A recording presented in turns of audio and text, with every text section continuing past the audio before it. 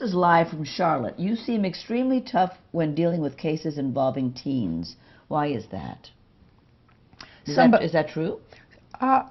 Well, I think teenagers will do dumb things, and somebody's not telling them that they're dumb. Mm-hmm, mm-hmm. I think so you're trying to change them. I think that the excuse, we've made excuses for children the past 30 or 40 years. It's not really their fault. If the teacher doesn't understand them, the teacher's not motivating them appropriately. If they act up in class or punch the teacher or punch somebody else, it's because the teacher didn't learn proper controls. And I remember as a child, when my teacher gave me a U-note that I had to have signed by my mother or father because I had talked out in class or had said something that was disrespectful, I cried all the way home. Yeah, right. I didn't know how my parents were going to respond to that, right. but I knew it wasn't going to be positive. Right.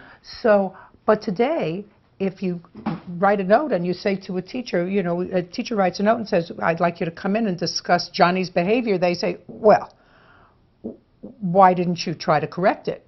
That's your job. That's you as a teacher. Right, there's nothing wrong with Johnny. So when I have teenagers who, you know, will drive drunk, trash a car, and their parent, who always has to be with them if they're under the age of 18, says, well, it really wasn't their fault. So-and-so told them to take the car and to drive someplace. So even, well, I said, but they were drunk.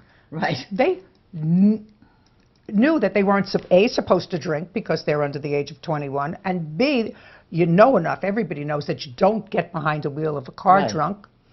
It's their fault. Yeah. Well, it's not their fault. It's the person who served them, only partially. Right, exactly. So you really are taking on the job of trying to teach these teenagers something. Well, somebody has to give them a lesson, and I don't mind doing that job.